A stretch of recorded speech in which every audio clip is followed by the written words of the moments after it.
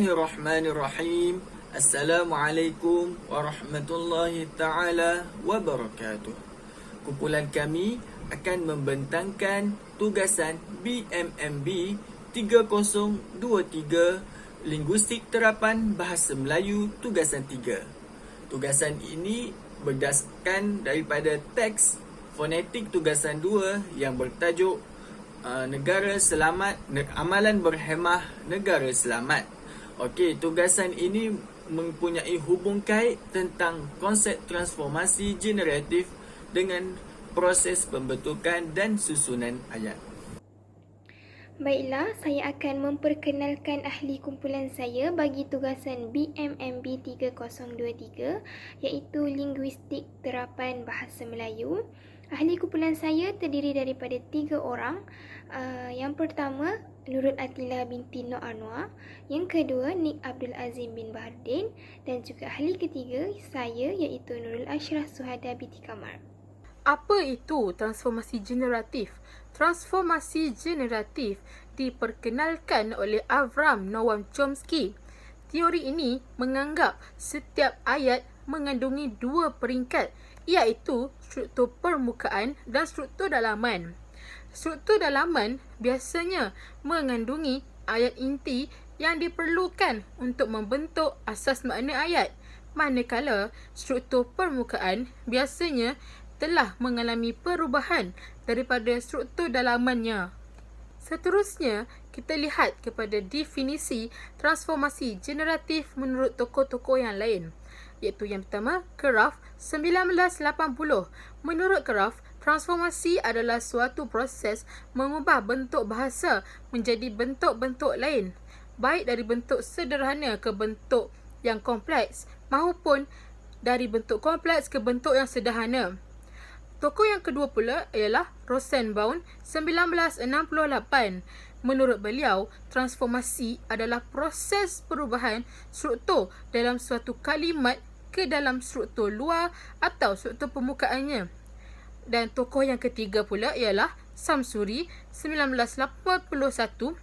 Transformasi adalah proses atau hasil pengubahan sebuah struktur kebebasan atau struktur yang lain menurut kaedah yang tertentu. Kemudian di sini kita dapat lihat ciri-ciri teori transformasi generatif. Di sini saya dapat senaraikan sebanyak 6 ciri-cirinya, iaitu yang pertama, bahasa bersifat sejagat dan kreatif.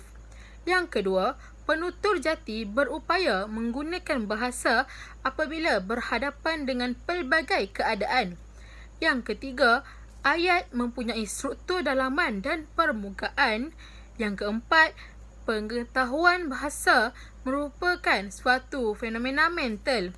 Seterusnya, bahasa adalah sistem tentang rumus-rumus bahasa, dan ciri-cirinya yang terakhir pula ialah penutur dilahirkan dengan kecekapan semula jadi.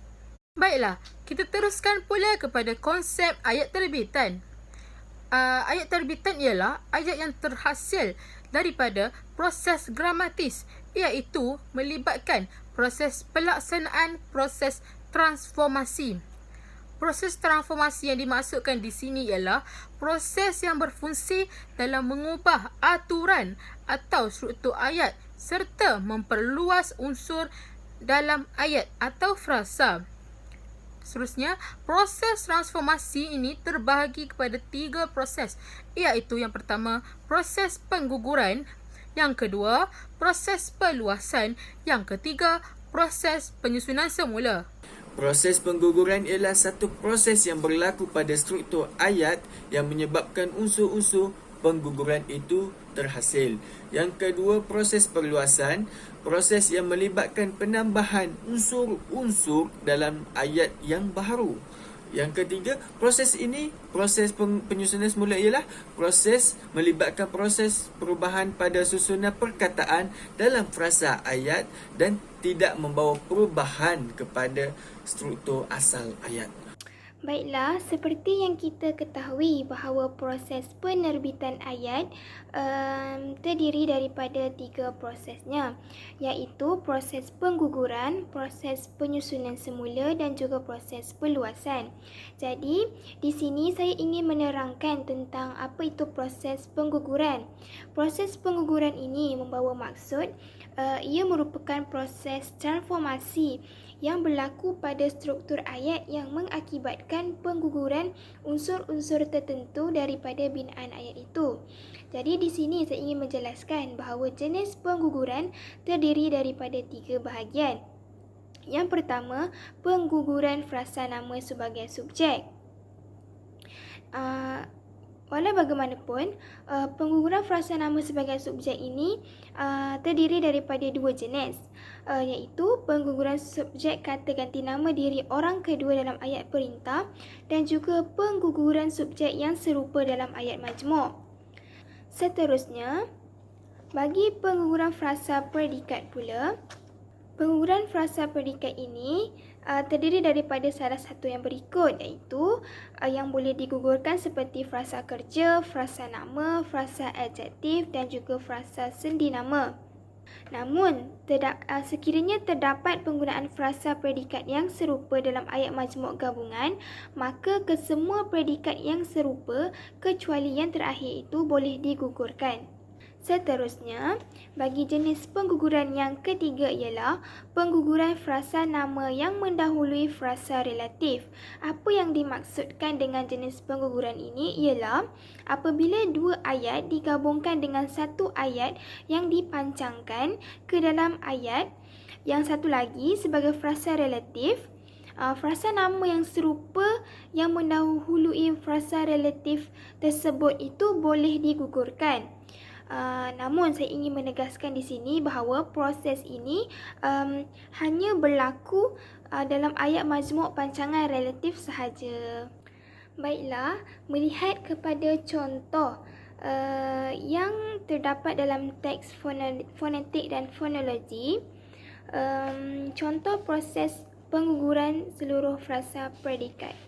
Sebelum itu, yang dimaksudkan dengan pengguguran seluruh frasa predikat ini ialah apabila terdapat frasa predikat yang sama dalam ayat majmuk gabungan, maka kesemua frasa predikat yang serupa kecuali yang terakhir boleh digugurkan dan ianya boleh berlaku dalam keempat-empat jenis frasa, iaitu frasa nama, frasa kerja, frasa adjektif dan juga frasa sendi nama. Melihat kepada contoh ayat tunggal yang pertama, penguatkuasaan ketat dapat menakutkan anggota masyarakat daripada melakukan rasuah.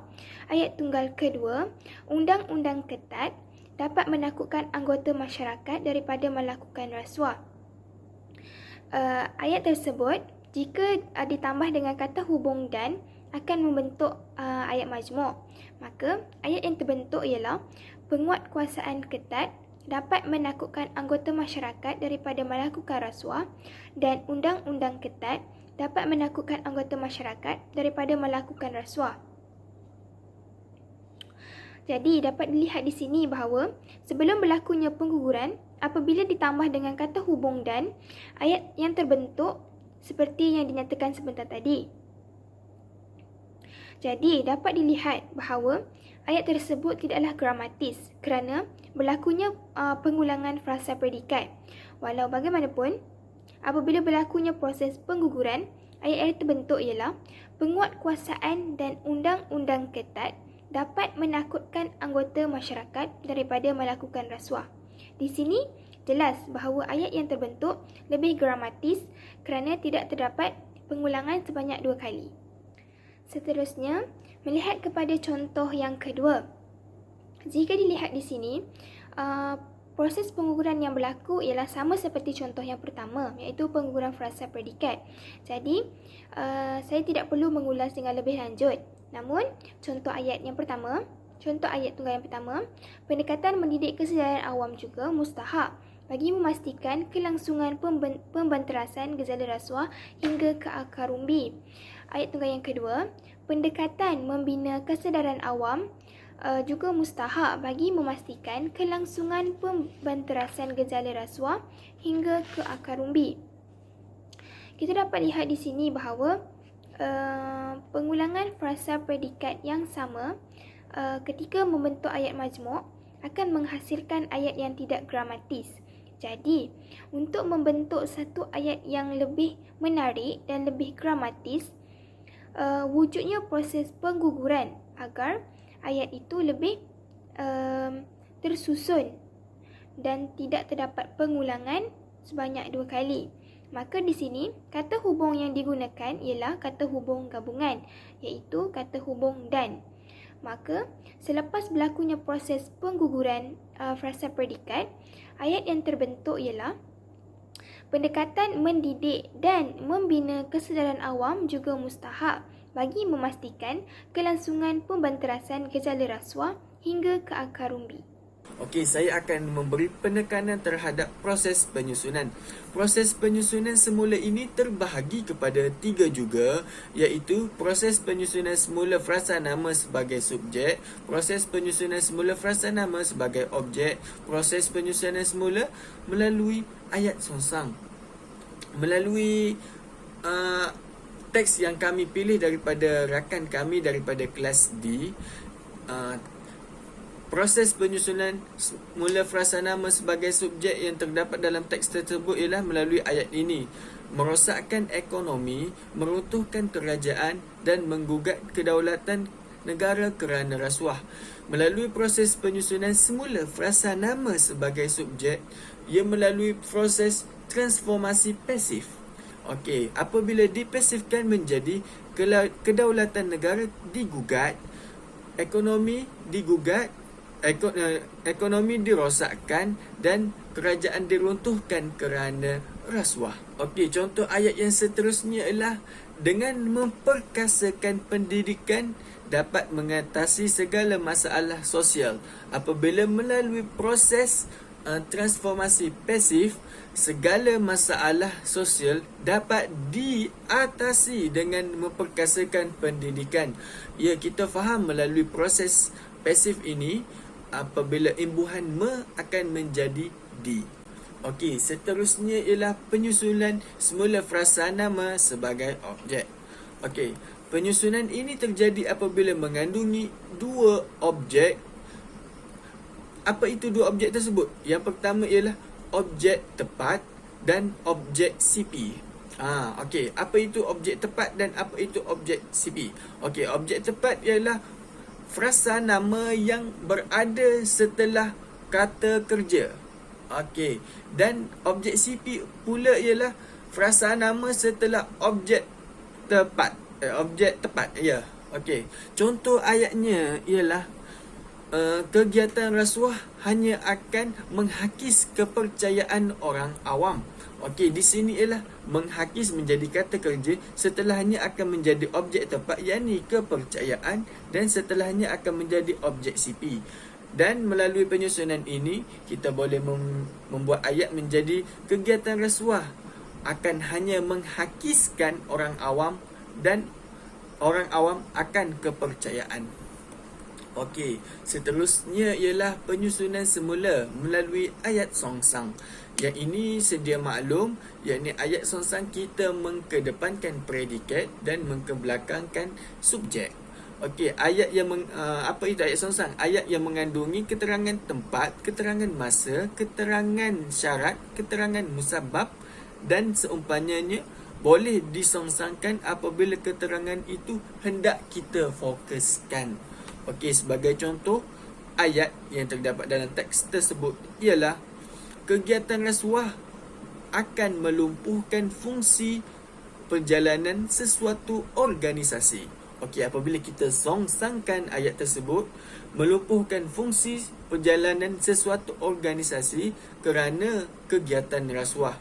Okey, di situ kita akan mengedepankan subjeknya ialah melumpuhkan fungsi perjalanan sesuatu organisasi dan predikat kerana kegiatan rasuah. Setelah melihat kepada 2 proses, maka proses yang terakhir ialah proses perluasan. Yang dimaksudkan dengan proses perluasan ini ialah proses perluasan berlaku melalui penambahan unsur-unsur dalam ayat baru. Jadi, jenis perluasan ini terbahagi kepada 4. Saya akan menerangkan jenis perluasan yang terbagi kepada 4 ini secara ringkas. Perluasan frasa nama sebagai subjek yang membawa maksud. Ia boleh diluaskan lagi melalui proses relativisasi, iaitu proses pemancangan ayat ke dalam satu ayat lain sebagai frasa relatif kepada subjek ayat yang menerima pancangan. Frasa relatif terbentuk dengan menggunakan kata relatif yang. Maka jenis perluasan yang kedua pula ialah perluasan frasa predikat. Yang dimaksudkan dengan perluasan frasa predikat ini ialah dalam perluasan yang melibatkan subjek, frasa nama yang hendak direlativisasikan mestilah berfungsi sebagai subjek. Begitu juga keadaannya bagi perluasan yang melibatkan frasa predikat. Jadi, frasa nama yang akan mengalami relativisasi mestilah berfungsi sebagai subjek dalam ayat yang dipancangkan itu. Jenis perluasan yang ketiga ialah perluasan dengan kata hubung. Ini agak mudah kerana umum mengetahui apa itu kata hubung. Jadinya, yang dimaksudkan dengan perluasan dengan kata hubung ini boleh berlaku melalui proses penggabungan ayat yang melibatkan dua konstituen yang sama dengan menggunakan kata hubung seperti kata hubung dan, tetapi, jika, kerana dan sebagainya lah. Tiap-tiap daripada kata hubung tersebut boleh digunakan bagi menggabungkan dua ayat ataupun lebih untuk menghasilkan ayat terbitan yang bersifat perluasan. Apabila terdapatnya gabungan satu ayat dengan satu ayat yang lain dengan menggunakan kata hubung, jelas kita dapat lihat bahawa berlakunya perluasan dalam sesuatu ayat. Jenis perluasan yang terakhir bagi proses perluasan ialah proses melalui proses komplementasi. Proses ini ialah proses yang mengubah sesuatu ayat yang menjadi satu frasa nama dan memancangkan pada satu ayat yang lain sehingga menghasilkan perluasan kepada ayat tersebut. Bagi proses ini kita akan melihat contoh yang akan saya terangkan sebentar lagi berdasarkan teks fonetik yang telah saya analisis. Baiklah, sebentar tadi saya telah menjelaskan tentang jenis-jenis perluasan iaitu yang terbahagi kepada 4. Namun, seterusnya saya ingin memperincikan dengan lebih dalam lagi contoh bagi proses perluasan ini. Seperti yang terdapat dalam slide di atas iaitu proses perluasan dengan kata hubung. Kita dapat lihat bahawa ayat yang pertama iaitu situasi ini amat membimbangkan. Manakala ayat yang kedua pula, amalan rasuah ini sungguh menjejaskan nama baik negara Malaysia ini. Kita dapat lihat bahawa kedua-dua ayat ini tidak berlaku proses perluasan lagi kerana tidak menggunakan kata hubung. Namun, selepas perluasan, jika dilihat, warna hijau tersebut merupakan kata hubung iaitu kerana. Ayat yang terbentuk selepas berlakunya proses perluasan ini ialah situasi ini amat membimbangkan kerana amalan rasuah ini sungguh menjejaskan nama baik negara Malaysia ini. Jadi kita dapat lihat ayat yang dihasilkan itu dengan proses penggabungan ayat yang melibatkan dua konstituen yang sama dengan menggunakan kata hubung. Ayat yang terbentuk gramatis dan juga menepati ciri-ciri proses penerbitan ayat. Baiklah, seperti yang diketahui bahawa proses perluasan terbahagi kepada 4. Jadi di sini contoh yang diberikan ialah proses perluasan melalui proses komplementasi. Seperti ayat yang tertera iaitu saya memulakan kalam bicara ini dengan memetik kata-kata dalam peribahasa Arab. Dan yang kedua, menyatakan kasih akan negara adalah sebahagian daripada iman. Jadi, kedua-dua ayat ini apabila berlakunya perluasan yang menggunakan kata hubung komplement iaitu bahawa. Dan membentuk ayat, saya memulakan kalam bicara ini dengan memetik kata-kata dalam peribahasa Arab yang menyatakan bahawa kasih akan negara adalah sebahagian daripada iman. Seperti yang kita tahu bahawa pada ayat sebelum melalui proses perluasan, apabila disebutkan dengan menyatakan, mesti akan tertanya-tanya, menyatakan apa? Menyatakan sesuatu. Jadi, apabila telah melalui proses perluasan dengan meletakkan bahawa, ayatnya akan membentuk ataupun menjelaskan lagi apa yang dikatakan dengan menyatakan itu.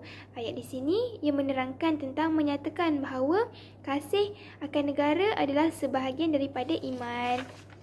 Jadi, perkataan bahawa dimaksudkan sebagai tanda berlakunya proses komplementasi. Seperti yang terdapat di dalam slide, perkataan bahawa yang diwarnakan dengan warna hijau itu ialah